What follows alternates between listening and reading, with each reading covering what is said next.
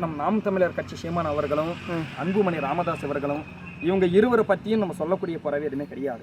ஏன்னா அவங்க எல்லாரும் இந்த இரு கட்சின்றது நாட்டுக்கு நல்லதுக்காக தான் பாடுபடுறாங்க. ஆனா எந்த காலத்தையும் அவங்களுக்காவது நம்மளுக்கு ஒரு வெற்றி கொடுத்துருக்கோமா? மக்கள் விவசாயத்தை காப்பாற்றணும்னு சொல்லி அவங்க தான் சொல்றாங்க, இயற்கையை காப்பாற்றணும்னு சொல்லி அவங்க ரெண்டு கட்சி தான் சொல்றாங்க.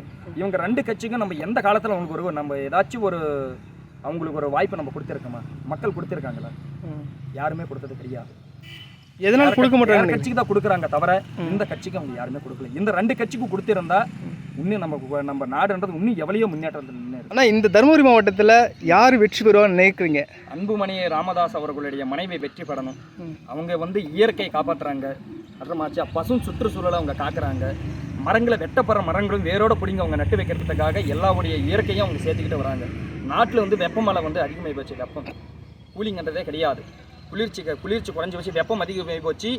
மரங்கள் மலைகள் வெட்டப்படுறதுனால நாட்டில் மழை பெய்யறது கிடையாது. தண்ணீர் இருந்தால் தான் மனிதனோட வாழ்க்கை. தண்ணீர் இல்லைன்னா வாழ்க்கையே கிடையாது. அர்த்தமாச்சா நாட்டில் செடி கொடி மலங்கள் பூச்சி புழுவுகள் விலங்குகள் எல்லாமே வாழக்கூடிய காரணம் அவசியம் தண்ணீர் மட்டும்தான். அந்த தண்ணீரை தேக்கி வைக்கணும். அதை தேக்கி வைக்கிறதுக்கான சக்தி அதுக்கான போராடுறது அன்புமணி ராமதாஸ் அவர்கள். இந்த இயற்கையை காப்பாற்ற அம்மா அவங்க வந்தாங்கன்னா அந்த இயற்கையை அவங்க காப்பாற்றுவாங்கன்ற நம்பிக்கை எங்களுக்கு இருக்குது. இயற்கையையும் சுற்றுச்சூழலையும் அவங்க காப்பாற்றணும். இந்த வெப்ப நிலையத்தை அவங்க குறைச்சி எங்கெங்கே செடி கொடிகள் எல்லாம் பசுமை ஆக்கணும்னு சொல்லி அவங்க கிட்ட நாங்கள் கேட்டுக்கிறோம். அதுக்கு அவங்க தான் வெற்றி படணும்னு என் சுவாமியும் அதுதான் சொல்கிறாரு. ஏன்பா சொல்லுவாரா? வெற்றி படத்தை வைப்பீங்க தானே?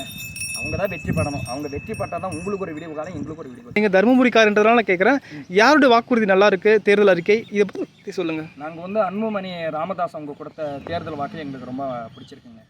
காரணம் என்னன்னா, தண்ணி நம்மளுக்கு முக்கியம் அவசியம்ன்றது குடிநீர் மட்டும்தான். அந்த தண்ணீர் பிரச்சனைக்காக அவங்க போராடுறாங்க.